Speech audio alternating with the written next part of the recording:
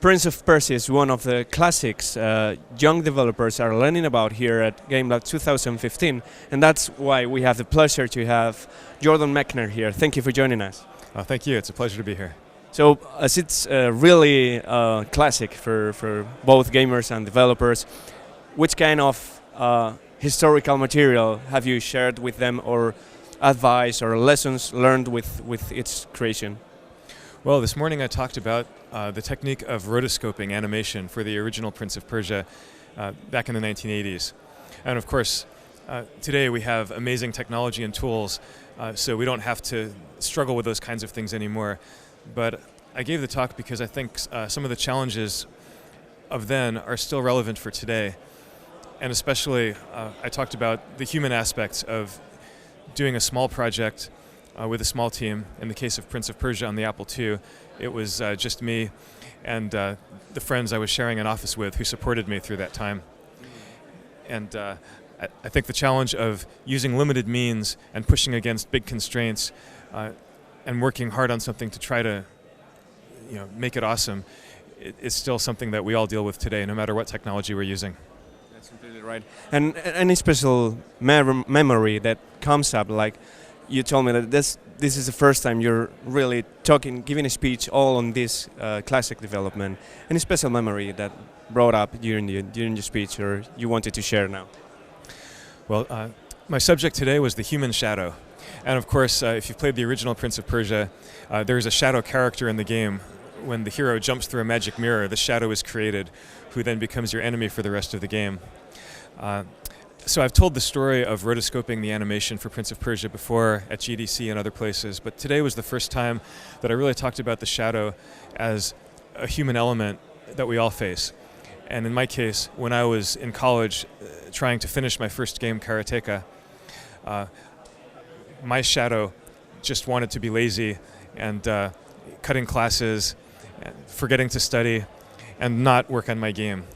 So the lesson that I took from that and what I talked about today is that our shadow actually is not our enemy, but just as in Prince of Persia, if we can absorb our shadow back into ourselves instead of trying to struggle against it, this can give us the strength to be a whole human being and save the kingdom, or finish a video game.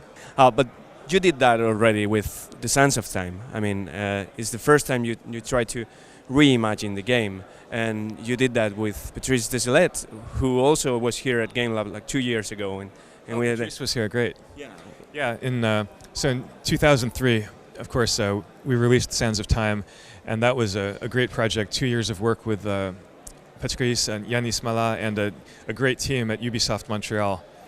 It's funny, though, that was 12 years ago, so it's been almost as long since the Sands of Time as it was between the Sands of Time and the original Apple II Prince of Persia. So I think if we talk about what Prince of Persia would be now, that's a different question, because we're at a completely new generation. That's something you don't want to consider yet. Well, that's not a question for today. Okay. What do you think of the cinematic platformer genre nowadays? Of course, the technology has changed, as you said, but there's also different challenges, and the genre is there. What do you think? Games have been pushed so far in the direction of linear narrative.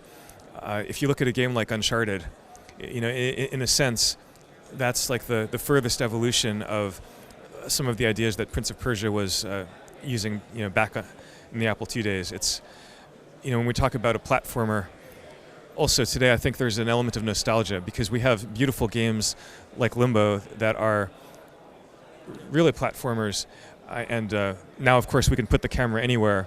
We can create things that are photorealistic if we want to, but we have memories of playing these very simple 2D running, jumping games in our childhood. So that's now a genre in its own right. And of course, Karateka is 30 years after Karateka. I don't know, how do you remember its development? And of course, you had also like a modern remake on it. What have you shared about the creation of that game with young developers?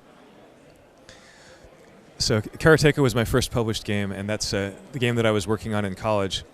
And I talked a bit about that today here at Gamelab. the struggles of trying to finish a game and at the same time trying not to flunk out of college, where I was taking classes at the same time. The technology that I used to make Karateka was a Super 8 video camera. I filmed my the karate teacher in the town where I grew up doing the moves, and then projected those on a wall and traced the frames one by one.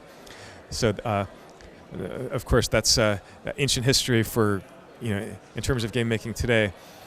But the challenge of actually trying to finish something and questioning along the way, is it good enough? Or should I stop what I'm doing and start over? Maybe I should do something different. I think those questions are universal. And then you went to Salamanca for an inspiration or something like that. Is something we can expect for maybe your new game, or are you taking inspiration from any Spanish city?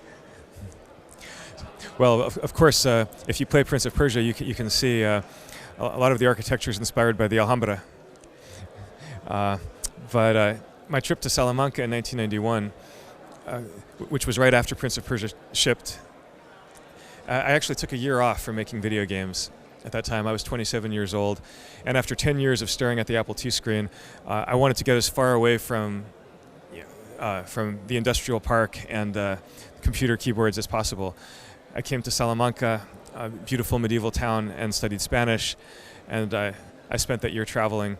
And I talked today about the need to recharge one's batteries, how as we're pushing and trying to be productive and to make one thing after another and to make the things that we work on be successful. As human beings, there's a part of us that also needs something else. And in my case, that year of not making video games was really important to recharge my batteries. And I think the project that I did after that, which turned out to be The Last Express, which was a very intense 4-year project, wouldn't have been possible without that year in Europe. Both games use martial arts prominently. Is that something you really like nowadays, the martial arts, or maybe another martial arts you would like to try with a video game? It's interesting. Karateka was one of the first martial arts fighting games. I always thought of it as more of a story game, in which the fighting was kind of the means of telling the story. But of course now we have so many wonderful games showing all different martial arts and different types of fighting. It's just a great fit because the human body and movement is just something that games represent really well. And part of the joy of playing games is that we can do things that we might get hurt if we tried them in real life.